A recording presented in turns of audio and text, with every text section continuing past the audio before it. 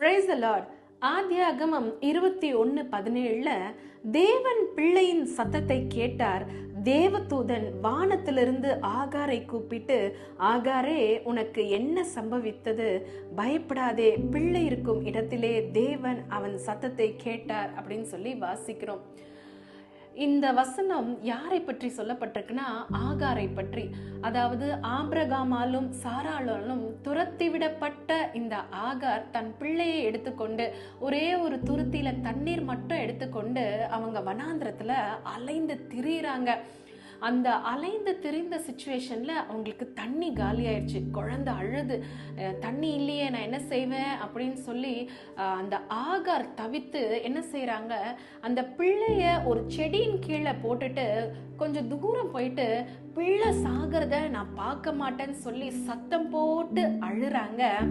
இப்பதான் தேவதூதனுடைய சத்தம் ஆகாருக்கு கேக்குது, நீ அழாத, தேவன் பிள்ளையின் சத்தத்தை கேட்டாரு அப்படின்னு சொல்லிட்டு, அது மட்டும் இல்ல, ஆகாரின் கண்களை திறந்து அந்த இடத்துல ஒரு துறவு இருக்கிறத ஆண்டவர் காண்பிக்கிறார். அந்த துறவுல இருந்து வந்த தண்ணிய துருத்தியில பிடிச்சிட்டு அதை பிள்ளைக்கு கொடுத்து அவங்களுடைய வாழ்க்கையை கடைசியில மாறி போனதாக நம்ம பார்க்கிறோம்.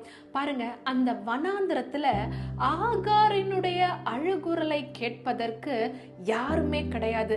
அவங்க அந்த இடத்துல சத்தமிட்டு அழுதாலும் கேட்பதற்கு ஒருவருமே கிடையாது.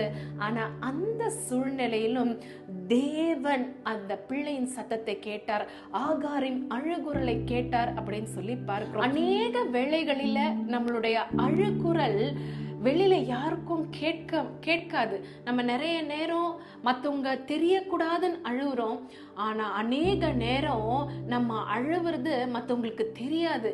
யாரும் பார்க்க முடியாத இடத்துல, யாருமே கவனிக்க முடியாத இடத்துல இருந்து நம்மளுடைய சூழ்நிலை அப்படியாக காணப்படும். நமக்கு புரியும்படி சொல்லணும்னா, ஆப்ரேஷன் தியேட்டர்ல, எக்ஸாம் ஹால்ல, இன்டர்வியூல, இந்த இடத்துல எல்லாம் நம்மளை ஆறுதல் படுத்தக்கூடியவர்கள், நமக்காக வேண்டுதல் செய்கிறவர்கள் எல்லாம் நம்ம கூட இருக்க முடியாது. அவங்க நம்மளுடைய கண்ணீரை பார்க்க முடியாது.